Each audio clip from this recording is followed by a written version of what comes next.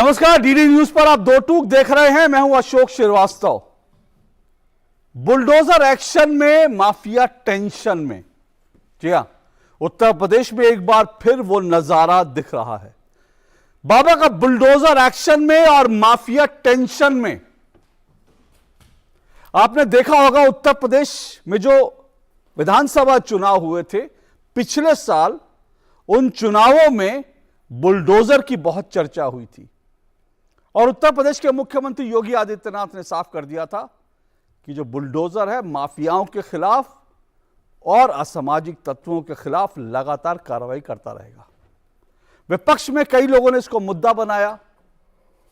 कई जो आपराधिक पृष्ठभूमि के जो उम्मीदवार थे विपक्ष की तरफ से, आपने उनके बयान भी सुने होंगे।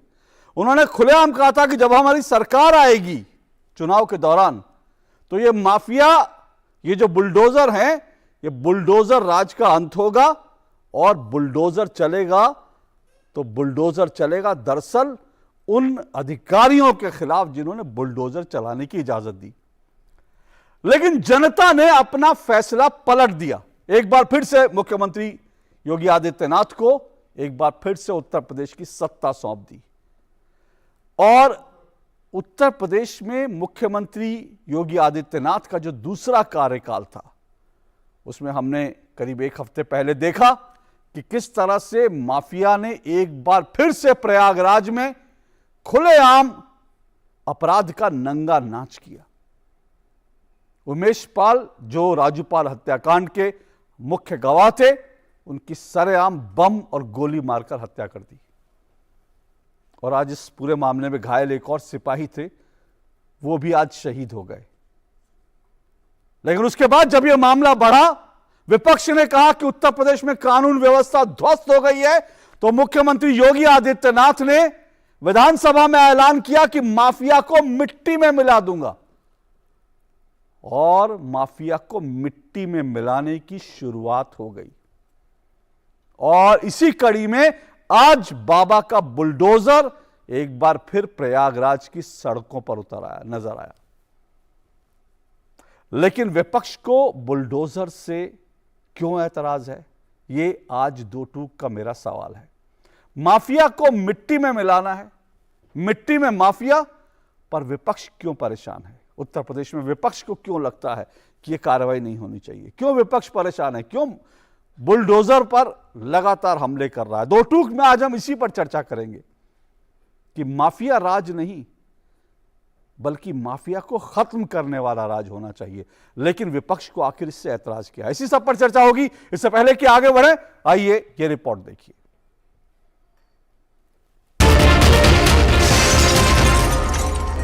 माफिया के खिलाफ मिट्टी में मिलाने का काम उनका हमारी सरकार करेगी, पूरी मजबूती के साथ उनसे निपटने का कार्य करेगी।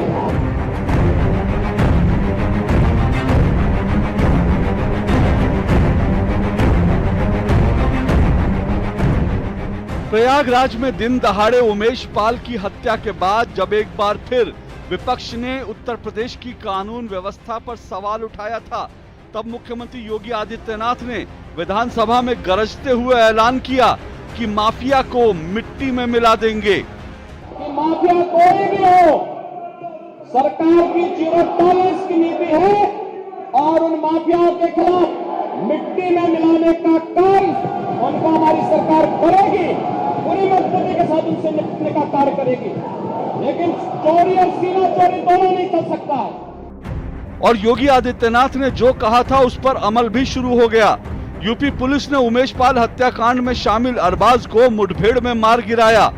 एक तरफ बाकी आरोपियों की भी तेजी से तलाश हो रही है, तो दूसरी तरफ आज एक बार फिर बाबा का बुलडोजर एक्शन में आ गया और प्रयागराज के चकिया इलाके में माफिया अतीक अहमद के परिवार को शरण देने वाले के घर पर बुलडोजर चलाकर माफिया के करीबी के घर को मिट्टी में मिला दिया गया। बाबा का बुलडोजर पिछले साल हुए यूपी विधानसभा चुनावों में लगातार सुर्खियों में रहा था और अभी कुछ दिन पहले ही अखिलेश यादव ने योगी की बुलडोजर नीति पर सवाल उठाया। तब डीडी न्यूज के साथ एक्सक्लूसिव इंटरव्यू में मुख्यमंत्री ने संकेत दे दिए थे कि जहां जरूरी होगा वहां फिर से बुलडोजर चलेगा। हम बार बार डेवलपमेंट की बात कर रहे हैं, निवेश की बात कर रहे हैं। अभी मैं सुन रहा था अखिलेश यादव कह रहे थे कि आप सपने दिखाते हैं लोगों को, आप बुलडोजर लेके घूमते हैं तो जहां बुलडोजर होगा वहां निवेश थोड़ी आ सकता है, वो ये भी कहते हैं। बुलडोजर की ही ताकत है कि आज निवेश भी यूपी में आ रहा है। ये यूपी का बुलडोजर है, यहाँ के इंफ्रास्ट्रक्चर को मजबूत करता है, लेकिन यहाँ के माफियाओं की कमर को भी तोड़ता है। और इसलिए जो उन माफियाओं के हमदर्द थे, उनको दर्द तो स्वाभाविक रूप से होगा ही होगा। आप किसकी तरफ इशारा कर रहे हैं? माफियाओं? जिनको इस पे आपत्ति है, जिनको बुलडोजर से आपत्ति, जिनको बुलडोजर पे आपत्ति है। पर बुलडोजर मॉडल की दुनिया में जब चर्चा होती है तो आपको कैसा लगता है? देखिए, ये तो अपना अपना दृष्टिकोण है। हमें उत्तर प्रदेश की 25 करोड़ जनता के बारे में सोचना है। उत्तर प्रदेश की जनता के जो हित में होगा वह कदम हम उठाते हैं, उसके लिए कोई संकोच नहीं होना चाहिए। और मुख्यमंत्री योगी आदित्यनाथ ने जो कहा था उस पर अमल शुरू हो गया है। इस बीच उमेश पाल हत्याकांड का मुख्य साजिशकर्ता सदाकत खान गिरफ्तार हो चुका है, लेकिन अखिलेश यादव सहित कई नेताओं के साथ उसकी तस्वीर वायरल होने के बाद इस पूरे मामले पर खूब राजनीति हो रही है। अखिलेश यादव को मजबूर होकर इस पर सफाई देनी पड़ी, पर मुख्यमंत्री ने एक बार फिर आज विधानसभा में इस मुद्दे पर अखिलेश यादव पर हमला बोला। तस्वीर किसी के साथ भी हो सकती है। कल जब हम लोग खाना खा रहे थे तो हमारी तस्वीर मुख्यमंत्री जी के साथ थी, और अगर मुख्यमंत्री जी ने अपने केस वापस न लिए होते तो सोचो आप क्या चला रहे होते। तो आज ये सोशल मीडिया का जमाना है, कोई भी आता है फोटो खिंचवाता है। आपने आधी फोटो देखी, लाने वाला भी उसके अंदर फोटो के अंदर है, जिसने मिलाया वो भी फोटो के अंदर है। पूरी घटना का जो साजिश करता है उसकी फोटो वायरल हो रही थी।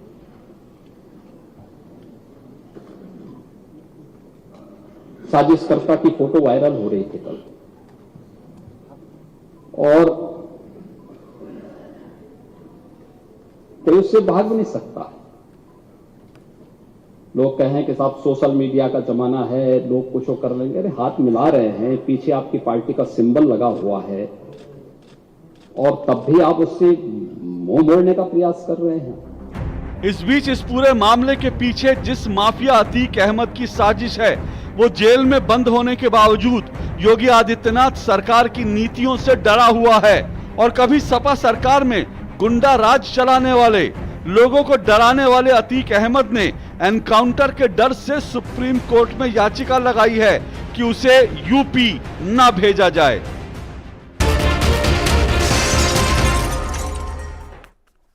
तो सोचिए कि जो माफिया उत्तर प्रदेश में बेखौफ राज करता था, आज वो सुप्रीम कोर्ट में गुहार लगाता है कि मुझे उत्तर प्रदेश मत भेजिए, क्योंकि गाड़ी पलट जाएगी, एनकाउंटर हो जाएगा।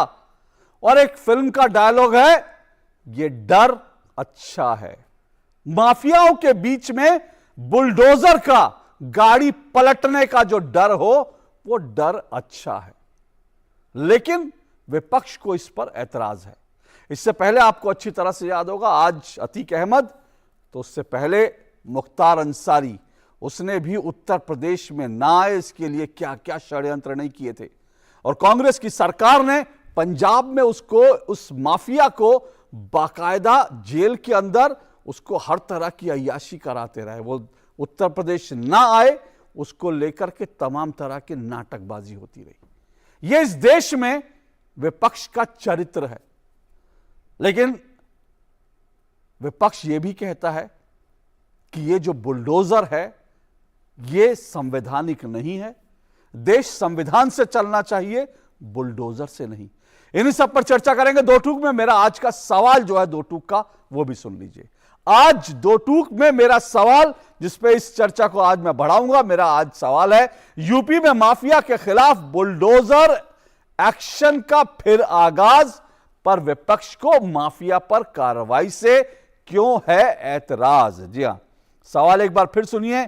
यूपी में माफिया के खिलाफ बुलडोजर एक्शन का फिर आगाज, पर विपक्ष को माफिया पर कार्रवाई से क्यों है ऐतराज, ये मेरा सवाल है। और इस पर चर्चा करने के लिए मेरे साथ जो मेहमान जुड़ रहे हैं, आइए एक एक करके मैं परिचय करवा दूं। फिलहाल मेरे साथ मुझे जानकारी लगी 3 मेहमान जुड़े हुए हैं मेरे साथ इस वक्त शरद त्रिवेदी जी जुड़े हुए हैं, बीजेपी के प्रवक्ता हैं शरद त्रिवेदी जी। मेरे साथ डॉक्टर सतीश प्रकाश जुड़े हुए हैं, ये बसपा के नेता हैं डॉक्टर सतीश प्रकाश। स्टूडियो में मेरे साथ रमनीश वत्स जुड़े हुए हैं, रमनीश वत्स जो है राजनीतिक विश्लेषक हैं। और बहुत जल्द मेरे साथ प्रोफेसर भुवन भास्कर जोशी समाजवादी पार्टी के प्रवक्ता भी जुड़ेंगे। लेकिन मैं इसकी शुरुआत पहले, क्योंकि अभी समाजवादी पार्टी का इंतजार कर रहा हूं, क्योंकि बड़ा सवाल तो उन्हीं से ही है, सबसे ज्यादा इस बुलडोजर के खिलाफ और इस एक्शन के खिलाफ जो है वही नजर आ रहे हैं। लेकिन मैं जो है डॉक्टर सतीश प्रकाश आपके पास आता हूं। डॉक्टर सतीश प्रकाश, आपको लगता है कि ये जो एक्शन हो रहा है ये सही है, सही दिशा में है? उत्तर प्रदेश में आप भी एक विपक्ष हैं, उत्तर प्रदेश के लोगों को तो कानून का शासन चाहिए, माफियाओं का शासन नहीं चाहिए। तो क्या आप इस एक्शन से संतुष्ट हैं? आपको लगता है सही दिशा में काम कर रही है उत्तर प्रदेश की योगी आदित्यनाथ सरकार? नहीं, देखिए सर, एक्शन हो, लेकिन एक्शन अपराध के बाद में हो या एक्शन अपराध से पहले हो। आदरणीय योगी जी उत्तर प्रदेश के मुख्यमंत्री हैं और वो सदन के अंदर एक बयान देते हैं कि मैं माफिया को ध्वस्त कर दूंगा, मिट्टी में मिला दूंगा, और उसके 24 घंटे बाद उत्तर प्रदेश के अंदर जो माफिया हैं वो 3 लेयर में बाकायदा, आप मुंह ढक के नहीं आते हैं, बाकायदा सरेआम आते हैं, भीड़ भाड़ के इलाके में आते हैं और एक व्यक्ति की हत्या करते हैं, साथ में एक पुलिस वाले की भी हत्या करते हैं। और उसके बाद पुलिस को ये लगता है, सतीश जी, आपका क्रोनोलॉजी गलत लग रहा है मुझे। आप कह रहे हैं उत्तर प्रदेश के मुख्यमंत्री ने बयान दिया, उसके बाद उमेश पाल की हत्या हुई। आप मुझे यह बताने की कोशिश कर रहे हैं? आपने शायद उस विधानसभा की कार्रवाई देखी नहीं है। मैंने देखी, मैं यही कह रहा हूं सर। हाँ। जी, सुनिए। हाँ। देखिए, मेरा कहना यह है कि सरकार को बुलडोजर के पीछे नहीं रहना चाहिए, सरकार को बुलडोजर के आगे रहना चाहिए। बुलडोजर तब आएगा जब अपराध हो चुका होगा। अभी मुझे आप ये बताइए कि पिछले 6 साल में बुलडोजर कहां चला? अपराध होने के बाद चला ना। अपराध होने से पहले कितने अपराधियों के खिलाफ या कितने भूमाफिया के खिलाफ आपने बुलडोजर चलाए? आप इंतजार करते हैं कि योगी जी? मेरा कहना यह है कि देखिए, ये देश, अगर आपको बुलडोजर की इतनी ही मतलब ऐसा लगता है योगी जी को कि बुलडोजर से ही सारे मामले सिद्ध हो सकते हैं, तो तमाम सुप्रीम कोर्ट के बाहर भी, सुप्रीम कोर्ट के अंदर ताला लगा दीजिए, वहां भी एक बड़ा बुलडोजर खड़ा कर दीजिए, हाई कोर्ट को बंद कर दीजिए, वहां भी एक बुलडोजर खड़ा कर दीजिए। जी सतीश प्रकाश जी, आप अभी मेरे साथ टेलीविजन में डिबेट कर रहे हैं, ठीक है? मेरे साथ रजनीश जी बैठे हैं, अभी टेलीविजन डिबेट कर रहे हैं। या मैं खुद जो है, मैं भी उत्तर प्रदेश का टेक्निकली निवासी हूं। हम में से कल कोई अपराध कर सकता है, मतलब हो सकता है कि किसी के हाथ से कुछ हो जाए, तो आपको लगता है हमारे घरों पर आज से ही बुलडोजर चला देना चाहिए अपराध होने से पहले? ये आप एक मिनट, मुझे लग रहा है आप हिंदी फिल्में बहुत देखते हैं, क्योंकि हिंदी फिल्मों में होता है कि पुलिस जो है कई बार टाइम से पहुंच जाती है और अपराध होने से पहले पहुंच जाती है। जब हीरो को आखिर में चाकू मारने लगते हैं तो पुलिस गोलियां चलाते हुए आ जाती है। तो आप फिल्मी बातें नहीं कर रहे कि अपराध होने से पहले बुलडोजर चला दो? सर कहूं आपको? हाँ, बोलिए। देखिए, अगर सरकारों का नजरिया जाति देख करके, धर्म देख करके, अगर यही बुलडोजर कुलदीप सेंगर के घर गया होता, अगर यही बुलडोजर चिन्मय स्वामी के यहां गया होता, अगर यही बुलडोजर ब्रजेश शर्मा के घर गया होता, अगर यही बुलडोजर जो हाथरस के अपराधी है उनके घर गया होता, तो लोग इसके ऊपर सवाल नहीं उठाते। सर, आपकी जानकारी में एक मिनट पहुंचाना है बुलडोजर के बावजूद। जी, मतलब एक तो मुझे लग रहा है कि मुझे तो लग रहा था कि आज समाजवादी पार्टी बुलडोजर के खिलाफ उतरेगी, लेकिन बसपा के नेता भी बुलडोजर के खिलाफ उतरे। चलिए, कोई बात नहीं, वो ठीक है, वो आपका मिला जुला एक मैच हो सकता है, उसमें कोई आपत्ति नहीं, आप भी बुलडोजर के खिलाफ बोल सकते हैं। लेकिन आपने जो पूरी बात कही ना, पहले मैं तथ्यात्मक रूप से सिर्फ बता दूं, जो आपने तथ्यात्मक रूप से कहा कि जो है जाति देखकर, मेरे पास भी कई आंकड़े हैं, कई नाम हैं, और ये भी मेरे पास ऐसे नाम भी हैं जो शायद हमने सुने नहीं होंगे, आपने शायद सुने होंगे, लेकिन मैंने तो सुने भी नहीं थे। लेकिन उसमें से कोई जाति, अलग अलग जातियों के लोग हैं, और ये योगी सरकार जो है दूसरे दौर में, योगी सरकार 2.0 जो है, उसमें जहां पर बुलडोजर चले हैं ना, उनके नाम भी मेरे पास लिस्ट है। किसी के यहां से 5 करोड़ की संपत्ति, किसी के यहां से 18 करोड़ की अवैध जो संपत्तियों पर कब्जा कर रखा था, उन सब पर चले। ये कितने बड़े अपराधी हैं मैं नहीं जानता, क्योंकि मैंने इन पर रिसर्च नहीं करी, क्योंकि इनके नाम भी कहीं नहीं जानते। लेकिन इनके यहां बुलडोजर चले, और उस पर चर्चा भी नहीं हुई।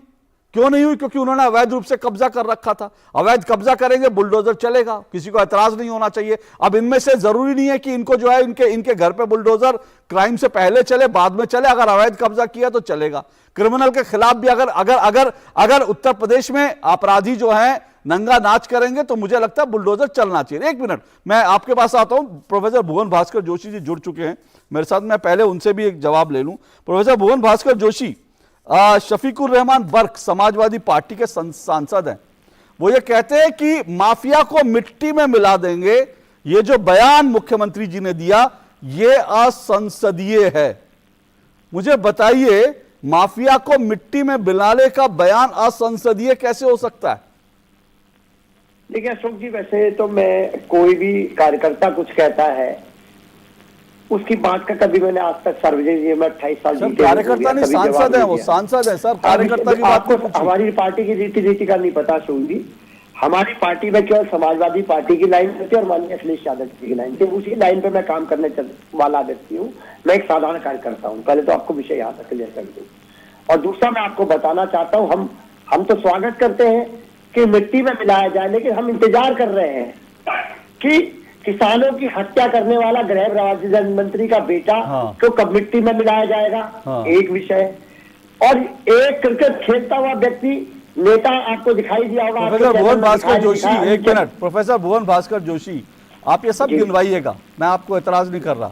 बीजेपी के प्रवक्ता बैठे, वो जवाब देंगे। लेकिन मैं ये कहता हूं, जब मैं सवाल पूछता हूं तो आप कहते हैं कि अपने नेताओं पर मैं नहीं बोलूंगा, आपके सांसद जो करें वो नहीं बोलूंगा, उस पर आप नहीं बोलेंगे, बाकी दुनिया जहान पे बोलेंगे। आप हो सकता है कि अभी आप बीजेपी वालों का बोल रहे हैं, कल को आप जो है हो सकता है जो बाइडेन के खिलाफ भी बोल दे कि बाइडेन को ये क्यों करा। मेरा सवाल आपसे सिंपल सा था कि क्या आप कह रहे हैं पार्टी लाइन नहीं है, आप ये कह रहे हैं कि जो आपके समाजवादी पार्टी के सांसद जो बयान देते हैं माफियाओं के पक्ष में, वो पार्टी लाइन नहीं है, ये आपकी बात है? देखिए, लेकिन आपके सांसद, लेकिन एक मिनट सर, मैं पूछ रहा हूं, क्या ये पार्टी लाइन से अलग आपके सांसद बयान दे रहे हैं? बिल्कुल हमारा ओके, अब मेरा अगला सवाल, ठीक है, आपने कहा पार्टी लाइन से अलग बयान दे रहे हैं, तो आपके जो सांसद खुलेआम माफियाओं के पक्ष में बयान दें, उनके खिलाफ क्या पार्टी में एक्शन होना चाहिए? देखिए, हमारी जो मांग है, हम ये कहते हैं जो कानपुर की जो घटना हुई, नहीं सर, मेरा सवाल नहीं, मेरा भुवन जोशी जी, भुवन जोशी जी बड़ा सीधा, जोशी जी बहुत सीधे सपाट सवाल मैं पूछ रहा हूं। आपने अभी कहा शफीकुर रहमान का जो बयान है, जो उन्होंने एक तरह से माफियाओं के पक्ष में दिया कि माफिया को मिटाना नहीं चाहिए, तो मिटाने की बात असंसदीय है। आप कह रहे हैं वो पार्टी लाइन नहीं है। मैं आपसे पूछ रहा हूं, पार्टी लाइन के खिलाफ माफियाओं के पक्ष में बयान देने वाले जो सांसद हैं, क्या आपको लगता है उनके खिलाफ कार्रवाई होनी चाहिए, या पार्टी में एक धड़ा ऐसा है जो माफियाओं का खुलेआम समर्थन करे तो कोई दिक्कत नहीं है आप लोगों को? अशोक जी, अगर आप मुझे बोलने देंगे तभी तो सर मैं सवाल पूछ रहा हूं, बोलिएगा, मैं आपको बोलने के लिए 5 मिनट दूंगा, मेरे सवालों का जवाब दे दीजिए, फिर आप 5 मिनट जो बीजेपी पे आरोप लगाने हैं योगी सरकार, वो उसके लिए 5 मिनट आपको अलग से दूंगा, लेकिन मेरे सवालों का जवाब आ जाए। मैं आपके सवाल का जवाब देना चाहता हूँ। बताइए। पार्टी की अनुशासन समिति होती है, पार्टी का एक संगठनात्मक ढांचा होता है। मैं एक साधारण सा कार्यकर्ता हूँ, ये वो फैसला करते हैं किस पे कार्रवाई होगी, किस पे नहीं करे। प्रोफेसर भुवन भास्कर जोशी इसके लिए अथॉरिटी नहीं है। मैं तो केवल इस बात के लिए अथॉरिटी हूँ कि जो पार्टी की लाइन माननीय अखिलेश यादव जी दिखाते हैं उस लाइन पे चलने का काम करता हूँ, बस इतनी मेरी लाइन। अब देखिए, अब मैं दिक्कत पता है क्या, अब देखिए मैं यही बता रहा हूँ, देखिए डिबेट में दिक्कत क्या होती है। हम अभी आपने जो है, आपने गृह राज्य मंत्री का सवाल उठा दिया, अभी मैं बीजेपी के पास जाऊंगा तो वो भी कह सकते हैं कि मैं तो छोटा सा प्रवक्ता हूं, मैं गृह राज्य मंत्री को लेकर कैसे बयान दे दूं। आप कह रहे हैं मैं इनके खिलाफ कैसे बयान दे दूं। मैं अभी पूछूंगा सतीश प्रकाश जी से कि आपके लोगों ने क्यों टिकट दिया था, मायावती जी ने क्यों टिकट दिया था अपराधियों को, वो कहेंगे मैं मायावती के खिलाफ क्यों से बोल दूं। तो सवाल ये है कि दामन सबके दागदार हैं, लेकिन डिबेट भी करेंगे सब, दूसरे पर आरोप भी लगाएंगे, लेकिन आपसे सवाल किया जाएगा तो उस सवाल का जवाब भी कोई नहीं देगा। मैं यही कह रहा हूं, ये हमारी राजनीति में ना जो मूल रूप से ये जो गंदगी आ गई है ना, इसी कारण से आई है। अभी आपको मैं बता दूं, उत्तर प्रदेश में जो अभी विधानसभा चुनाव हुए थे सर, प्रोफेसर भुवन भास्कर जोशी, अभी उत्तर प्रदेश में जो पिछले साल विधानसभा के चुनाव हुए थे, सबसे ज्यादा अपराधियों को टिकट देने वाली पार्टी समाजवादी पार्टी थी। सबसे ज्यादा आपराधिक पृष्ठभूमि के लोगों को टिकट देने वाली समाजवादी पार्टी थी। मैं इसीलिए कहता हूं कि आप आज कानून व्यवस्था को लेकर सवाल उठा रहे, बहुत अच्छी बात है, विपक्ष का ये भूमिका है। विपक्ष को चाहिए कि वो सवाल उठाए, कानून व्यवस्था क्यों ध्वस्त हो रही है, कानून व्यवस्था को लेकर क्यों सवाल उठ रहे हैं। लेकिन अपराधियों को टिकट देंगे, उसके बाद आप कहेंगे अपराधियों से नेताजी हाथ मिलाएंगे, उसके बाद आप कहेंगे कानून व्यवस्था ध्वस्त हो रही है, तो फिर जो है ना, ये थोथा चना बाजे घना वाली बात होगी। शिवपाल यादव जी कह रहे हैं, चलिए मैं आप शफीकुर रहमान बर्ग छोड़ दीजिए, शिवपाल यादव जी कह रहे हैं निर्दोष लोगों के पर जो है वो बुलडोजर चल रहा है। क्या आपको लगता है आज अतीक अहमद के जिस सहयोगी के घर पर जो बुलडोजर चला वो निर्दोष था? अशोक जी, आज का जो विषय है, ये प्रयागराज का जो विषय है, इस विषय पे हमारी पार्टी ने कहा ही नहीं। हम तो कह रहे कार्रवाई करो, लेकिन इसमें आड़ में उन लोगों को भी कार्रवाई करो, जैसा कि कांड कानपुर में हुआ है। माता बेटी चली गई योगी सरकार की विफलता के कारण। मैं तो सीधा सीधा योगी सरकार को उसका हत्या का दोषी मानता हूं। और आपको पता है एफआईआर कैसी लिखी गई है? एफआईआर में सरकारी व्यक्तियों के पिता का नाम इस सरकार को नहीं पता है, अज्ञात पिता के नाम से उनकी एफआईआर लिखी गई है। ये इनका हक है। और क्रिकेट का बल्ला खेलते हुए अन्य चैनलों में मैंने देखा, आपके चैनल में तो मैंने देखा नहीं, अन्य चैनलों में मैंने देखा। भुवन जोशी जी, आपने जो विषय उठा रहे हैं वो बड़ा वैलिड है। मैं उससे, वो आपका बिल्कुल वैलिड सवाल है, वो जरूर पूछा जाना चाहिए। शरद त्रिवेदी जी को इसका जवाब भी देना चाहिए, मैं उम्मीद करता हूं। लेकिन मैं सिर्फ ये मैं अर्ज कर रहा हूं कि ये जो बयान दिया ना, ये शिवपाल यादव जी का बयान आज का है। इसीलिए जब वो आज बयान देते हैं ना, तो वो कानपुर की घटना पर नहीं दे रहे थे। अगर जिस दिन कानपुर की घटना हुई होती, उस दिन अगर शिवपाल यादव ये कहते ना कि निर्दोष लोगों पर चल रहा है, तो आज पूरा उत्तर प्रदेश उनके साथ उस समय खड़ा होता। लेकिन शिवपाल यादव को दर्द कब हुआ? दर्द तब हुआ जब अतीक अहमद के सहयोगी के घर पर बुलडोजर चला, तब उनको दर्द होता है। आज दर्द होता है, आज उनको लगता है निर्दोष लोगों के घरों पर बुलडोजर चल रहा है, जबकि एक ऐसे अपराधी माफिया जिसने माफिया को संरक्षण दिया, उसके घर पर था। इसीलिए मुख्यमंत्री योगी आदित्यनाथ जब कहते हैं ना कि ये माफियाओं के हमदर्द जो है उनको दर्द हो रहा है, तो वो गलत नहीं कहते। माफियाओं के हमदर्द हैं, इसीलिए दर्द होता है उनको। बुलडोजर जब चलता है इसीलिए तकलीफ होती है उनको। अशोक जी, जितना कानपुर की घटना में हमारे राष्ट्रीय अध्यक्ष माननीय अखिलेश यादव जी ने कहा ना, देश के किसी नेता ने नहीं सर, कहा। मैंने तो हमारी पार्टी फ्रंट पे क्या आई। भुवन भास्कर जोशी जी, बहुत आभार उनका। भुवन भास्कर जोशी जी, बहुत आभार। मैं इसके लिए उनको सैल्यूट करता हूं। उन्होंने कानपुर की घटना के लिए बोला, लेकिन मैं उसका जिक्र नहीं कर रहा। मैं आज जो बयान दिया शिवपाल यादव ने, मैं उस बयान का जिक्र कर रहा हूं।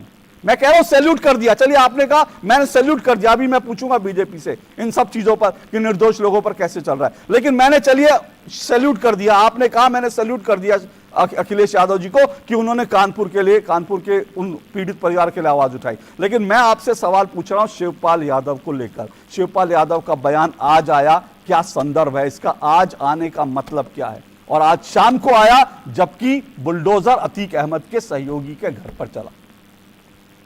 उनका जो बयान आया, आदरणीय अशोक जी, मैं आपको बताना चाह रहा हूँ, ये कानपुर की घटना नहीं है, प्रयागराज की घटना नहीं है, गाजियाबाद में हमने देखा, अमेठी में देखा।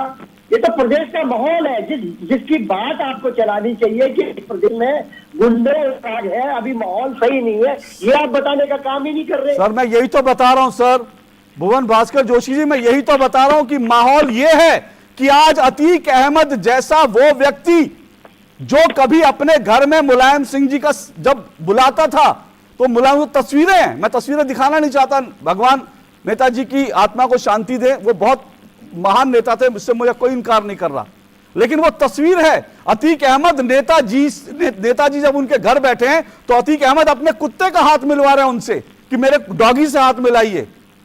तो मैं ये कह रहा हूं कि अतीक अहमद जैसे जो लोग हैं, आज वो माफिया जिसके ऊपर 44 केस हैं और जिसके ऊपर जो है करीब 900 करोड़ रुपए की अवैध संपत्ति योगी आदित्यनाथ जिससे छुड़वा चुके हैं अब तक, अभी पिछले कुछ दिनों में 900 करोड़ की अवैध संपत्ति पर जिस अतीक अहमद ने कब्जा कर रखा था, योगी आदित्यनाथ उसको छुड़वा चुके हैं। और वो 44 केस जिसके नाम से प्रयागराज और आसपास के इलाके थर्राते थे, जो राज करता था, गुंडा राज चलाता था, आज जब वो कहता है कि मुझे उत्तर प्रदेश में मत भेजो, तो मुझे लगता है मैं इसी माहौल पे बात कर रहा हूं और मैं चाहता हूं कि उत्तर प्रदेश ऐसे ही माहौल में बना रहे जहां पे अतीक अहमद, मुख्तार अंसारी जैसे माफिया उत्तर प्रदेश आने से डरे, उनकी रूह कांप जाए कि मैं उत्तर प्रदेश नहीं जाऊंगा। भाई अगर कोई माफिया यह कहता है तो मुझे लगता है इससे बड़ी बात, इससे बड़ा सर्टिफिकेट नहीं हो सकता उत्तर प्रदेश की कानून व्यवस्था के लिए। लेकिन चलिए मैं आपके पास आऊंगा, मैं शरद त्रिवेदी जी आपके पास आ रहा हूं।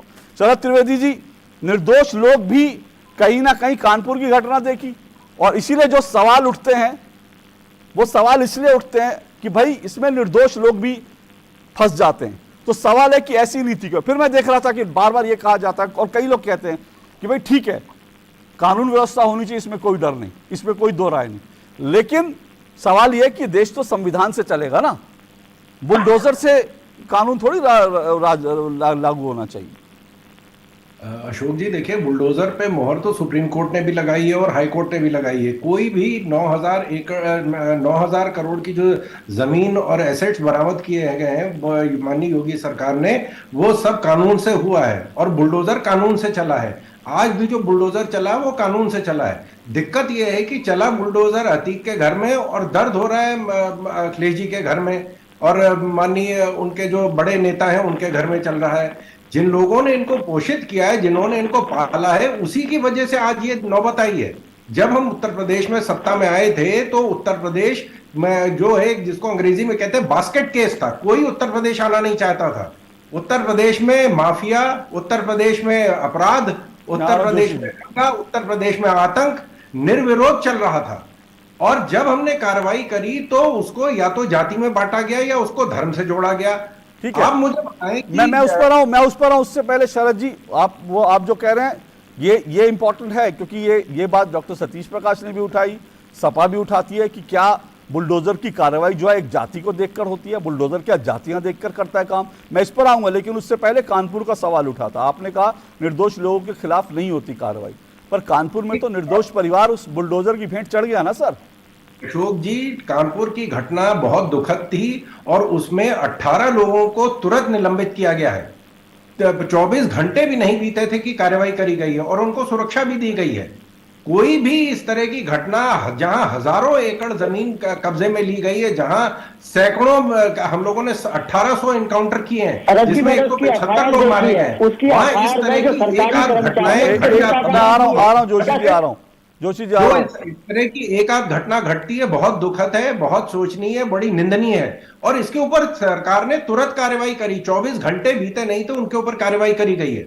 लेकिन इसका मतलब ये नहीं है कि बुलडोजर गलत चल रहा था, इसका मतलब ये नहीं कि कार्रवाई गलत चल रही थी। जो आज उत्तर प्रदेश में शांति का माहौल बना है, आप देखें कि उत्तर प्रदेश में 6 साल में एक भी आतंकी घटना नहीं घटी है। लेकिन शरद जी प्रयागराज में जो हुआ वो भी तो हमारे सामने है ना। आप कह रहे हैं कि ठीक है आतंकी घटना नहीं घटी, लेकिन प्रयागराज में तो हमने देखा ना कि सड़क पर खुलेआम जो है अपराधी बेखौफ तो हैं अपराधी। भले ही आप कार्रवाई कर रहे हैं, ठीक है, और करनी भी चाहिए, उसको कोई विरोध नहीं, लेकिन सवाल यह कि ऐसे बेखौफ अपराधी कैसे हो सकते हैं कि वो सरेआम प्रयागराज में जिस तरह से इतने सारे शूटर किसी आदमी को घेर कर गोली मार देते हैं। अशोक जी, ये पूरा एक एनवायरनमेंट बनाया गया था, ये एक लेबोरेटरी उत्तर प्रदेश में बनी थी माफिया को पोषित करने की। माफिया सरकार चला रहे थे, माफिया जो आजम खान साहब कह रहे थे कि मैं एसएसपी डीएम से जूते पॉलिश करवाऊंगा, ये वो जो सोच है, अब लड़ाई परसेप्शन की है, सोच की लड़ाई है। ये हाथी निकल गया, ये पूंछ रह गई है और पूंछ के भी टुकड़े किए जा रहे हैं। आप देखिए 48 घंटे के अंदर कार्रवाई हुई और इस्लाम के कानून के मुताबिक उनको, जैसे माननीय योगी जी ने कहा था कि हम मिट्टी में मिला देंगे, उनको सवेरे उनको मारा गया और शाम को उन्हें मिट्टी में मिला दिया गया। तो ये जिस तरह की सोच, जिस तरह का माहौल, जिस तरह का बेखौफ वातावरण उत्तर प्रदेश में बना था कि साहब आप कुछ भी करिए, ओके। आपके लिए सत्ता के दरवाजे खुले हैं। ओके, जोशी जी रिस्पॉन्ड कीजिए। इन लोगों को सांसद विधायक और मंत्री किसने बनाया था? ओके ओके, इन लोगों जोशी के जी। दरवाजे खुले थे। ओके, जोशी जी रिस्पॉन्ड कीजिए। इन लोगों को अपराध की लड़ाई नहीं है। ओके, शरद जी रुकिए, जोशी जी जल्दी से रिस्पॉन्ड कीजिए। मैं ब्रेक के बाद आपको दोबारा मौका दूंगा, आप रिस्पॉन्ड कीजिए जल्दी से जी। शरद जी, मैंने कानून का विद्यार्थी और आप जानते हैं भली प्रकार से, और मैंने उसका अध्ययन करा हुआ है कार का। क्या आपकी सरकार के पास उनके कर्मचारियों के जो सरकारी है खुद उनके पिता का नाम नहीं है जो अज्ञात के नाम से आपने एफआईआर करी है? मैंने कॉपी को देखने का काम करा सोशल मीडिया के माध्यम से। एक विषय आपसे कहना चाहता हूं, और जो आप और आपके उप मुख्यमंत्री आपके उत्तर प्रदेश के, वो नाम नहीं ले रहे कि वो बहुजन समाज पार्टी का सदस्य है। ये रिश्ता क्या कहलाता है, मैं आपसे पूछना चाहता हूं। हाँ, 2022 में जरूर आपकी उन्होंने मदद करने का काम करा, ये प्रदेश और देश जानता है, लेकिन आज आप नाम नहीं ले रहे कि वो जो अपराधी है वो बहुजन समाज पार्टी का कार्यकर्ता है, नेता है, या उसकी पत्नी है। किसकी बात कर रहे हैं आप? नाम लीजिए ना, आप नाम ले, सर आप नाम लेके बोलिए ना, आप नाम लेके बोलिए। हाँ, कह रहा हूं, चाहे अंसारी जी हो चाहे दूसरे हो, कौन अंसारी? थोड़ी लगता है, हमारे मेंबर नहीं है पार्टी के, हमारे अखिलेश जी। एक मैं आपको मुख्तार अंसारी नहीं, ये जो अतीक अहमद है ये किस पार्टी का था? ये आज किसी पार्टी का है? आप आज डीडी न्यूज में नौकरी कर रहे हो, आप कल कहाँ नौकरी करते थे? नहीं, अरे सर, मैं पूछ रहा हूँ अतीक अहमद किस पार्टी का है? किसने टिकट दी थी इसको? अच्छा, एक चीज छोड़िए, आपकी पार्टी ने अतीक अहमद को कितनी बार टिकट दी थी बताइए? अरे पहले आपने कहा नौकरी करते विषय की, आज किसमें है वो विषय है। अरे आज वो कहाँ काम करता है? आज तो मायने नहीं रखता, आज तो वो मारा फिर रहा है, कह रहा मुझे यूपी में मत भेजिए। मैं कह रहा हूं कि जब उसके ऊपर 44 मुकदमे हुए, जब वो उत्तर प्रदेश में खुलेआम हथियार लेके घूमता था, गुंडा राज करता था, जमीनें लोगों की हड़पता था, हत्याएं करवाता था, किस पार्टी ने टिकट दिया था जरा बता दीजिए उस वक्त?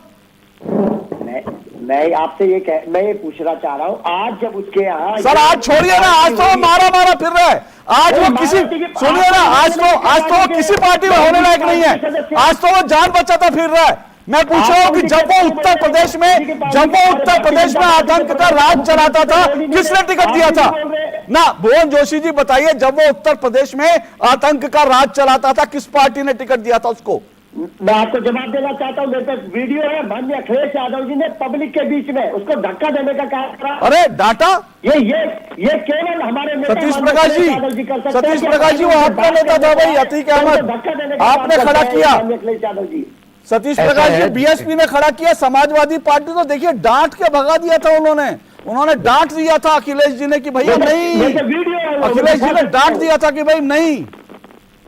ऐसा है जोशी जी, बात करने के लिए आए थे, पब्लिक के बीच में धक्का मारा। राजनीति, सुनिए मैं बोलूं? देखिए जोशी जी, राजनीति में हर चीज को ध्यान रखना पड़ेगा। एक बात आप मान लीजिए कि आज बीजेपी उत्तर प्रदेश में आपकी नाकामियों, आपकी नालायकी, आपका गुंडों से संबंध की वजह से ही जिंदा है। और मैं एक बात बड़े दुख के साथ कह रहा हूं कि मुलायम सिंह जी ने कहीं ना कहीं अपने आप को जिंदा रखने के लिए बीजेपी को उत्तर प्रदेश में जानबूझ करके बढ़ावा दिया। ये आरोप नहीं है, सच्चाई है। आज मुलायम सिंह जी हमारे बीच में नहीं है, मैं उनके ऊपर ऐसी कोई बात नहीं कहूंगा, लेकिन तमाम बीजेपी के लीडर अगर राजा भैया के खिलाफ बहुजन समाज पार्टी ने कार्रवाई करी, उनकी कारगुजारियों के खिलाफ, तो उनको जेल में रखा। लेकिन यही मुलायम सिंह यादव थे कि जो राजा भैया को जेल मंत्री बनाते हैं। और तमाम जो उत्तर प्रदेश के भूमाफिया और जो तमाम माफिया हैं, ये भी आपको मानना पड़ेगा कि बहुजन समाज पार्टी की जब सरकार थी तो बहुजन समाज पार्टी के एक विधायक और एक एमपी के ऊपर आरोप लगे। बहन जी ने बाकायदा उन आरोपियों को अपने घर से गिरफ्तार कराया। अखिलेश जी को यह बात मान लेनी चाहिए कि बीजेपी यही चाहती है। उत्तर प्रदेश में बीजेपी अपनी नाकामियों को ढकने के लिए हमेशा समाजवादी पार्टी की कारगुजारियों को गिनवाती रहेगी। अभी भी मौका है, अखिलेश जी और जोशी जी, अभी भी मौका है। यह सच है कि राजू पाल की हत्या हुई, 100% हत्या हुई, और हत्या करने वाले अतीक अंसारी थे, इसमें कहीं कोई दो राय नहीं। आज पूजा पाल आपकी पार्टी में जा चुकी हो, कहीं कोई दो राय नहीं। लेकिन मेरा कहना यह है कि यह सवाल हमारा रहेगा। लेकिन उसके बावजूद भी मैं ये कहूंगा कि चूंकि आज योगी जी उत्तर प्रदेश की जनता के मुख्यमंत्री हैं, वो बीजेपी के मुख्यमंत्री नहीं है। वो उत्तर प्रदेश की हर जनता के मुख्यमंत्री है, मेरे मुख्यमंत्री भी है। वो मेरे मुख्यमंत्री होने के नाते मैं ये उम्मीद करता हूं कि ओके। कानून व्यवस्था की जिस बातों को उनको करना चाहिए, बुलडोजर चलाएंगे या नहीं चलाएंगे ये सवाल रहेगा। योगी जी को 100% जाति देख करके, धर्म देख करके कार्रवाई नहीं करनी चाहिए। ओके, मैं इस सवाल पर, मैं इस मुद्दे पर आऊंगा। एक छोटा सा ब्रेक ले रहा हूं, ब्रेक के बाद रमनीश के पास भी आऊंगा। सवाल यह कि क्या उत्तर प्रदेश में जो कार्रवाई होती है माफियाओं के खिलाफ, क्या वो कार्रवाई लोगों को देख करके होती है? क्या वो कार्रवाई उनकी जाति देख करके होती है? यह आरोप अब विपक्ष द्वारा लगाया जा रहा है। आऊंगा इस पर इस छोटे से ब्रेक के बाद। शुरू करो, डालो बुनियाद, घर महल नजर आएगा। वंडर लाइए, वंडर अपनाइए, फर्क नजर आएगा। वंडर सीमेंट, फर्क नजर आएगा। पता है, लोग अक्सर मुझसे पूछते हैं कॉल सेंटर का स्टेडी जॉब क्यों छोड़ा। I wanted more out of life, बस मैंने अपना स्टार्टअप शुरू किया। जानना चाहोगे कैसे? Then start up your own business as an LIC agent. यहाँ सब कुछ है, great products, zero investment, leading organisation and unlimited opportunities. तो क्या आप तैयार है LIC एजेंट बनो? अब बड़ा सोचो।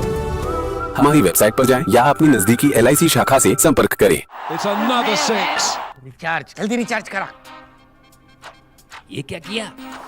मैच तो गया। पेमेंट कैसे करेंगे? टोकनाइज कार्ड से। टोकन? हाँ, ऑनलाइन पेमेंट के लिए RBI लाए हैं टोकनाइजेशन। एक बार कार्ड डिटेल्स, OTP, CVV डालकर टोकन जनरेट कीजिए। कार्ड भी सुरक्षित और बार बार डिटेल्स भरने की नो झंझट। वही सुविधा, अधिक सुरक्षा। ऑलराउंडर वो की मैं RBI कहता है कि जानकार बनिए, सतर्क रहिए। कौन सा परफ्यूम है? परफ्यूम बहुत फ्रेश लग रही हो। पार्लर गई थी? No parlour, no facial. ये है मेरा फेवरेट सोप। ये एकमात्र साबुन है जो आत्मविश्वास देता है। Mysore sandal soap. दो टूक आप देख रहे हैं। दो टूक में मिट्टी में माफिया, इसी पर हम चर्चा कर रहे हैं। उमेश पाल की हत्या के बाद प्रयागराज में जो खुलेआम जो हत्याकांड हुआ था, उसके बाद योगी सरकार एक्शन में है और इस पूरे मामले में जो एक शूटर था, जो सहयोगी था, शूटर्स के साथ था, उसका एनकाउंटर हो चुका है। अतीक अहमद जो इस पूरे साजिश के पीछे है, उसके जो करीबी थे, उसके करीबी के घर जहां शरण दी गई थी उनके परिवार को, वहां पर बाबा का बुलडोजर चल चुका है और उत्तर प्रदेश की पुलिस कह रही है कि एक एक को जो है छोड़ा नहीं जाएगा, सबको जो है कानून के दायरे में लाया जाएगा। और इस बीच जो है अतीक अहमद जो पूरा साजिश करता, जो इस वक्त जो है गुजरात की जेल में बंद है, वो सुप्रीम कोर्ट में जाकर कह रहा है कि मुझे उत्तर प्रदेश मत भेजिए, क्योंकि उसको डर सता रहा है कि अतीक अहमद की गाड़ी भी पलट सकती है, एनकाउंटर भी हो सकता है। और माफिया के मन में अगर ये डर है तो ये डर अच्छा है। इन्हीं सब पर चर्चा कर रहे हैं। चार मेहमान मेरे साथ जुड़े हुए हैं। मेरे साथ जो इस वक्त जो जुड़े हुए हैं, मेरे साथ शरद त्रिवेदी जी बीजेपी से जुड़े हुए हैं, प्रोफेसर भुवन भास्कर जोशी समाजवादी पार्टी से जुड़े हुए हैं, डॉक्टर सतीश प्रकाश बीएसपी के नेता है, रमनीश वत्स जो हैं वो राजनीतिक विश्लेषक हैं। प्रोफेसर भुवन भास्कर जोशी, मैं आपकी बात का जवाब लूंगा रमनीश जी से, लेकिन आप मुझे बताएं कि आपको ये क्यों लगता है कि जो कार्रवाई होती है माफिया के खिलाफ या फिर जो है बुलडोजर चलता है, वो जाति देखकर चलता है और जाति के आधार पर एक कार्रवाई होती है? देखिए, मैं आपको बताना चाहता हूं, तो पहले तो आप आंकड़े निकलवा लीजिए कि कितनी कार्रवाई किस धर्म विशेष के लिए और जाति विशेष के लिए हुए, बताने को काफी है। पूरा विपक्ष के रूप में हम लोग मजबूत विपक्ष के रूप में बात को रखने का सदन में भी और सड़क में भी काम कर रहे हैं। दूसरा, मैं आपसे पूछना चाहता हूँ, इनके ऊपर कार्रवाई की नौबत आती है तो हमने देखा उत्तर प्रदेश की योगी सरकार के पांव फूल जाते हैं जब गृह राज्य मंत्री को बेटे को पकड़ने की बात आती है। आपने देखा होगा, पूरे दिल्ली चैनलों दिखाने का भी काम करा कि किस प्रकार उसको ले जाने के लिए पूरे पुलिस प्रशासन की हालत खराब हो गई। तो ये, और उसके बुलडोजर कब चलेगा ये भी देख जाना है, उसे मिट्टी में कब मिलाएंगे ये भी देखा जाता है। क्या किसानों की हत्या नहीं है? क्या उस गरीब बेटी और गरीब माँ की हत्या नहीं है? ये आपसे मैं पूछना चाहता हूँ आपके चैनल के माध्यम से। निश्चित तौर पे जो बुलडोजर है उसके साइड इफेक्ट आने लगे, नंबर सबका आएगा, बचेगा कोई नहीं, ये योगी सरकार है। तो आप ये चाहते हैं कि जो आपने नाम लिया वहां भी बुलडोजर चले, वैसे आपको बुलडोजर से एतराज नहीं है? तो ये जो हम शुरू से कह रहे हैं साहब अशोक जी, जोशी जी, दो पक्ष हैं। जोशी जी, दो पक्ष हैं इसमें। एक तो यह है कि आप बुलडोजर की नीति के ही बिल्कुल विरोध में हैं, क्योंकि आपको लगता है बुलडोजर की नीति खराब है। दूसरी, आपको लगता है बुलडोजर जो है वो भेदभाव करता है। दोनों में से क्या सही है? आप बुलडोजर नीति के खिलाफ हैं या भेदभावपूर्ण नीति के खिलाफ हैं? देखिए, हमारा मानना है पहले स्पष्ट आपको बोल दो, हम ये चाहते हैं कि देश जो चले संविधान से चले, लोकतंत्र से चले, एक विषय है। नंबर 2, हम ये कह रहे हैं कि ये जो भेदभाव वाली जो इनकी रीति नीति है, गृह राज्य मंत्री के बेटे के लिए अलग ट्रीटमेंट और दूसरे के लिए अलग ट्रीटमेंट, और गरीब माँ बेटी के लिए अलग ट्रीटमेंट, ये जो भेदभाव रवैया, ये दिक्कत का विषय है। ओके, मैं रमनीश जी आपके पास आऊं, जो ये आरोप लगा, लेकिन उससे पहले मैं एक जानकारी दे दूं। मेरे पास एक लंबी लिस्ट है जिनसे जो है इस योगी सरकार ने जो है अभी दूसरा जो सेशन है, दूसरा जो कार्यकाल है, इसमें अलग अलग नाम हैं। योगेश भदौरा हैं, अजीत हप्पू हैं, सुशील मूछ हैं, सुंदर भाटी हैं, अनिल दुजाना है, अमित कसाना है, खान मुबारक हैं, ध्रुव कुमार सिंह। ऐसे कई नाम हैं जिन्होंने अवैध रूप से उत्तर प्रदेश में जमीनों पर कब्जा कर रखा था। बुलडोजर गया, इनसे जमीनें छुड़ा ली। बुलडोजर इनकी जो भी इन्होंने निर्माण किया था, वहाँ बुलडोजर की कार्रवाई छुड़ा ली गई। इनमें से एक भी व्यक्ति, ये इंपॉर्टेंट बात है, ध्यान रखिएगा, इनमें से एक भी व्यक्ति ने अदालत में चैलेंज नहीं किया कि भाई मेरे यहाँ बुलडोजर गलत चला। तो इसका मतलब जोशी जी ये है कि ये जो बुलडोजर चला ना, ये संविधान सम्मत चला। अगर संविधान के खिलाफ चलता, गलत तरीके से चलता, तो इनमें से ये व्यक्ति अगर गलत काम नहीं कर रहे होते और ये लोग संविधान के तहत काम कर रहे होते, इन्होंने अवैध कब्जे नहीं किए होते, तो ये जाते कोर्ट में कहते कि मेरे घर बुलडोजर चल गया। इस देश में अदालतें हैं और अदालतें सबसे बड़ी हैं, किसी भी सरकार में सबसे बड़ी हैं। हमने इसी देश में देखा है, दिल्ली में, यूपी में कई बार अदालतों के हस्तक्षेप के बाद बुलडोजर रुके हैं, लेकिन इनमें से कोई भी अदालत नहीं गया, क्योंकि इन्होंने अवैध कब्जे कर रखे थे। अब सवाल यह है, इस देश की संपत्ति पर जो अवैध कब्जा करे, आखिर उसके अवैध संपत्ति पर बुलडोजर क्यों नहीं चलना चाहिए? क्यों किसी को इस बात का हक दे कि वो देश की संपत्ति पर अवैध रूप से कब्जा करे, अपने दम पर, बाहुबल के दम पर, पैसे के दम पर, हथियारों के दम पर? ये किसी को इजाजत नहीं होनी चाहिए। तो ये संविधान सम्मत कार्रवाई है, पहली बात इंपॉर्टेंट। लेकिन रमनीश वत्स ये कह रहे हैं कि ये भाई जो है जाति देखकर होती है, भेदभावपूर्ण होती है। बीजेपी के जो सपोर्टर हैं, बीजेपी से जुड़े लोग हैं, वो कोई अपराध करते हैं तो उन पर नहीं होती कार्रवाई। अशोक जी, सबसे पहले मैं बात कहूँ तो नीति की बात हो रही थी, तो राजनीति यदि आपको करनी, एग्जिस्टेंस बनाना है, तो उसमें 3 तरह की चीज़ें होनी चाहिए। उसमें नीति आनी चाहिए, नैतिकता और नीयत। इन तीनों के बदौलत ही आप अच्छे तरह से राजनीति कर सकते हैं, अपनी अस्तित्व को हमेशा मतलब बना सकते हैं। आज फिर बात करते हैं, आज जो आप देख रहे हैं कि उमेश पाल हत्याकांड और जिस तरह की चीज़ें हो रही है योगी जी की सरकार के माध्यम से जो भी हो रही है, मुझे लगता है स्वागत करने योग्य है। और स्वागत किसको करना चाहिए? अखिलेश यादव को करना चाहिए। जितने भी विपक्षी तमाम पार्टियां जो उत्तर प्रदेश में, सबको स्वागत करनी चाहिए, क्योंकि आप देखिए कि लॉ एंड ऑर्डर एक माध्यम होता है कोई भी विकास का मॉडल को यदि स्थापित करना है, उसके लिए लॉ एंड ऑर्डर को आपको मुहैया करना पड़ेगा, उसमें आपको मजबूती लानी पड़ेगी। फिर बात करते हैं कि हम किन किन मुद्दों को गिनाएं, किन किन आप देखिए संपर्क सूत्र की बात करें तो बहुत सारे ऐसे संपर्क सूत्र मिलते हैं, चाहे आतंकियों की बात करें, चाहे माफियाओं की बात करें, चाहे अपराधी की बात करें, चाहे गुंडों की बात करें, सब के सब तार जो जुड़े हैं समाजवादी पार्टी से। क्योंकि बहुत सारे सूत्र जो मिल रहे हैं, बहुत सारे जो संपर्क मिल रहे हैं समाजवादी, ये सीधा इशारा करती है कि समाजवादी पार्टी जो है प्रश्रय, मैं अब उसके ऊपर आना चाह रहा हूं, समाजवादी पार्टी इसको प्रश्रय देने का काम, पुष्पित करने का काम, पल्लवित करने का काम करती आ रही है। समाजवादी पार्टी की 4 बार सरकार रही। मैं 2012 से 17 के बीच में यदि बात करूं तो आपको अच्छी तरह से याद होगा कि गौतम बुद्ध नगर में ये जो हमारे डीएम हुआ करते थे दुर्गापाल शक्ति नागपाल, तो दुर्गा शक्ति नागपाल को सस्पेंड कर दिया जाता है क्योंकि वो माफियाओं के ऊपर शिकंजा कसने का उन्होंने बेड़ा उठा लिया था। इसके लिए उनको क्या किया जाता है? आज बताइए कि मुख्तार अंसारी जैसे लोगों को आजम खां जैसे लोगों को, अतीक अहमद जैसे लोगों को, अतीक अहमद को जैसा कि हम जानते हैं कि 900 करोड़ की संपत्ति जब्त की गई, वो आप देखिए वो संपत्ति आई कहां से? वो आम जनता का खून पसीने की कमाई जो थी वो उससे अर्जन किया था अतीक अहमद ने। मुख्तार अंसारी की बात करें, आजम खां, अब तक न अपराधियों से की बात करें तो 3000 करोड़ की जो संपत्ति है वो अर्जित की गई है, योगी सरकार ने की है। वो जो संपत्ति वो किसके लिए होगी? वो तो आम जनता को इसका फायदा मिलेगा।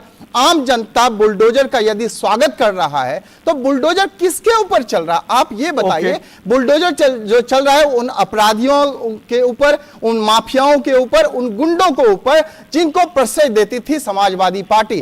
आप सबको पता है राम वृक्ष जो कांड है, राम वृक्ष कांड में क्या हुआ था? राम वृक्ष के तार किससे जुड़े थे? समाजवादी पार्टी से। 280 एकड़ की जमीन जो है उसने हथिया लिया था। उसके बाद यदि जाती है पुलिस उस पे ऊपर कार्रवाई तो सबसे पहले करती नहीं है। उसके बाद पुलिस कार्रवाई करने के लिए जाती है। उसमें क्या होता है? एसपी और एसएचओ को मार दिया जाता है। उसमें 28 लोग मारे गए थे। उसका संपर्क सूत्र कहां से था? वो समाजवादी पार्टी से था। आप ये बताइए, समाजवादी पार्टी जो है, उदाहरण दिया वो इंपॉर्टेंट है, चाहे दुर्गा शक्ति या राम वृक्ष वाला। नहीं, एक और मैं खरीदना चाहता हूं। मैं आतंकियों की बात करी थी तो आतंकियों की बात मैं करूं। आपको पता होगा, अच्छी तरह से पता होगा कि जहां जहां आतंकी होते थे वो संपर्क सूत्र पाए जाते समाजवादी पर। इरफान, अभी देखिए जो इनका इरफान सोलंकी है, कानपुर का एमएलए, वो बांग्लादेशी घुसपैठी में पकड़ा गया है। वो जेल में है आज वर्तमान आप कह रहे हैं कि जो संपर्क है, एक मिनट रुकिएगा सतीश प्रकाश जी, मैं आपको भी मौका दूंगा जो है समाजवादी पार्टी को भी। लेकिन शरद त्रिवेदी जी, बार बार जो बात उठ रही है, जो अभी प्रोफेसर भुवन भास्कर जोशी ने कहा, उन्होंने कहा भाई अपराधी तो आपकी पार्टी के भी लोग होते हैं, आपकी पार्टी के लोग भी अपराध में संलग्न पाए जाते हैं, पर उनके खिलाफ एक्शन नहीं होता। वो कह रहे हैं कि इसलिए जो है तकलीफ होती है, इसलिए जो है खराब लगता है। अशोक जी, मुझे नहीं लग रहा इससे बड़ा उदाहरण कोई दे पाएगा। भोपाल में मिश्री चंद गुप्ता हैं जो भाजपा के कार्यकर्ता थे, उन्होंने एक यादव के ऊपर गाड़ी चढ़ा दी थी। उनके 5 मंजिला उनका होटल था, उसमें डायनामाइट 80 किलो डायनामाइट लगा के उनका जो होटल है वो उड़ा दिया गया है। उसमें बुलडोजर नहीं चला है। हम लोग निष्पक्ष कार्रवाई करते हैं। हमारा व्यक्ति तुम्हारा व्यक्ति नहीं है। इसमें जाति, धर्म, संप्रदाय, संस्कृति हम नहीं देखते हैं। हम कहते हैं कि जी छोटी मोटी गलतियां जो है, बलात्कार जैसी जो है हम बच्चों से हो जाती हैं। एटा में इनके नेता आके कहते हैं कि साहब छोटी मोटी चोरियां आप कर लीजिए, बड़ी डकैतियां हमारे लिए छोड़ दीजिए। विकास दुबे कौन सी जाति का था? विजय मिश्रा कौन से जाति, कौन से धर्म का था? 6 आतंकी तो पकड़े गए हैं मलियाबाद से, वो कौन से धर्म, कौन सी जाति के थे? नोएडा में 250 फार्म हाउस पे बुलडोजर चला है, वो कौन से धर्म के लोग थे? अंकित जाट, आकाश गुर्जर, इनके ऊपर बुलडोजर चला, कौन सी जात, कौन से धर्म के लोग थे? ये तो वो लोग हैं जिन्होंने पुलवामा के शहीदों को भी, आपको याद होगा, उनको भी जाति में बांटा गया था कि साहब कौन सी जाति के लोग शहीद हुए थे, उसमें ऊपर की जाति के थे, पिछड़े थे, दलित थे। इस हद तक जो हमारे जो राजनीति गिर चुकी है, वहां यहाँ पे भी हम जाति खोद रहे हैं। और दिक्कत यह है कि बयान तक हमारे विपक्ष को बर्दाश्त नहीं। माननीय योगी जी ने कहा कि हम इनको जमींदोज कर देंगे, हमें इन्हें मिट्टी में मिला देंगे, तो उन्होंने कहा साहब ये अनसंवैधानिक भाषा है। अरे अपराधी को अगर हम कंडेम कर रहे हैं, अपराधी के खिलाफ हम कुछ बोल रहे हैं, तो इसमें कौन सा संविधान हमें कहता है कि साहब अपराधी के खिलाफ आप नहीं कह सकते? बिल्कुल, मुझे लगता है कि अपराधियों को, माफियाओं को मिट्टी में मिलाने वाली बात योगी आदित्यनाथ क्यों, मैं कहता हूं देश के हर मुख्यमंत्री को करनी चाहिए, डंके की चोट पर करनी चाहिए कि माफिया को मिट्टी में मिला देंगे। इसमें कोई असंवैधानिक नहीं है।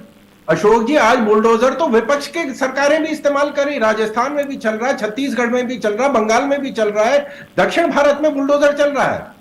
आज सबसे बड़ा हथियार जो ऑर्गेनाइज क्राइम और माफिया के खिलाफ है वो हमारा बुलडोजर है। इनको आप देखें, 48 घंटे के अंदर हमने जवाब दिया है। हम ये नहीं कह रहे कि अपराध खत्म हो जाएगा। अपराध खत्म तो तभी हो सकता है जब मनुष्य की सोच खत्म हो जाए, मनुष्य की प्रकृति खत्म हो जाए। लेकिन अपराध पे अंकुश लगाने का जो बीड़ा उठाया था माननीय योगी जी ने, आप देख लीजिए उसको किस नतीजे पे पहुंचाया है। एक भी आतंकी घटना उत्तर प्रदेश में नहीं घटी है, एक भी दंगा नहीं हुआ है। एक बार कोशिश की गई थी, जो जवाब राज्य सरकार ने दिया, किसी की हिम्मत नहीं हुई उत्तर प्रदेश में दंगा करने की। ओके, मैं आऊंगा, लेकिन आपने जो इंपॉर्टेंट बात की, इंपॉर्टेंट बात वही है कि क्या हम हम कानून व्यवस्था के मसले पर जब कार्रवाई होती है हम उसको भी जो है जाति के आधार पर बांटने की कोशिश करते हैं, क्योंकि उत्तर प्रदेश की राजनीति आप समझते हैं कि उसमें जो है जाति का एक बड़ा पुट रहता है और जाति के आधार पर ही जो है कॉम्बिनेशन बनाए जाते हैं चुनाव में जीतने के लिए। और इसीलिए क्या जब ऐसी कार्रवाई होती है तो उसको जाति के आधार पर कह करके कुछ जातियों को भड़काने, कुछ जातियों को भरमाने की कोशिश होती है। मैं आऊंगा इस पर, लेकिन इस ब्रेक के बाद।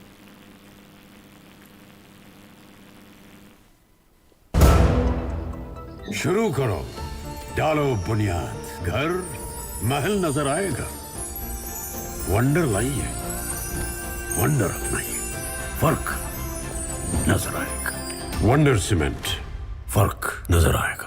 जन औषधि केंद्रों पर मिलने वाली दवाओं की कीमत बाजार में जो दवाएं मिलती हैं उसी क्वालिटी की, लेकिन जन औषधि केंद्र में 50% से 90% तक उसकी कीमत कम होती है। भारतीय जन औषधि परियोजना के अंतर्गत अब तक देश भर में हजारों जन औषधि केंद्र खोले जा चुके हैं, जहां पर 1759 से अधिक दवाइयां और 280 सर्जिकल उपकरण बहुत ही कम कीमतों पर उपलब्ध हैं। अधिक जानकारी के लिए जन औषधि सुगम मोबाइल ऐप को डाउनलोड करें या टोल फ्री नंबर पर कॉल करें। सस्ती एवं उत्तम दवाएं जन औषधि केंद्र से लाएं। पता है, लोग अक्सर मुझसे पूछते हैं कॉल सेंटर का स्टेडी जॉब क्यों छोड़ा। I wanted more out of life, बस मैंने अपना स्टार्टअप शुरू किया। जानना चाहोगे कैसे? Then start up your own business as an LIC agent. यहाँ सब कुछ है, great products, zero investment, leading organisation and unlimited opportunities. तो क्या आप तैयार है LIC एजेंट बनो? अब बड़ा सोचो। हमारी वेबसाइट पर जाएं या अपनी नजदीकी LIC शाखा से संपर्क करें। कौन सा परफ्यूम है? परफ्यूम बहुत फ्रेश लग रही हो। पार्लर गई थी? नो पार्लर नो फेशियल, ये है मेरा फेवरेट सोप। ये एकमात्र साबुन है जो आत्मविश्वास देता है। Mysore sandal soap. सर, आपका KYC अपडेट करना है, नहीं तो अकाउंट और ATM कार्ड ब्लॉक हो जाएगा। सावधान, सावधान। 2.5 करोड़ का इनाम मुझे। देखिए, अनजाने कॉल्स, फर्जी ईमेल्स, लिंक्स और जाली ऐप से अपना पिन, OTP, पासवर्ड कभी भी किसी के साथ शेयर न करें। आप रहेंगे सावधान तो नहीं होगा नुकसान। RBI कहता है, जानकार बनिए, सतर्क रहिए।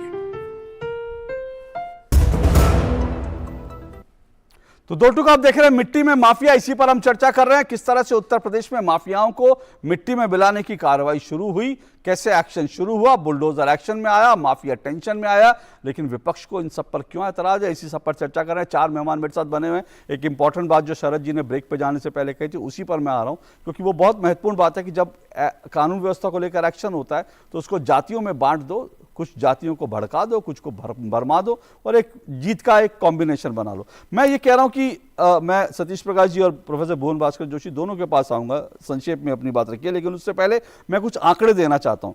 NCRB के जो आंकड़े हैं ना, रिपोर्ट है, वो ये कहती है कि जो है दरअसल 2017 के बाद जब उत्तर प्रदेश को अगर आप देखें तो सांप्रदायिक हिंसा के देश में 378 मामले हुए थे, सिर्फ एक मामला उत्तर प्रदेश में दर्ज हुआ।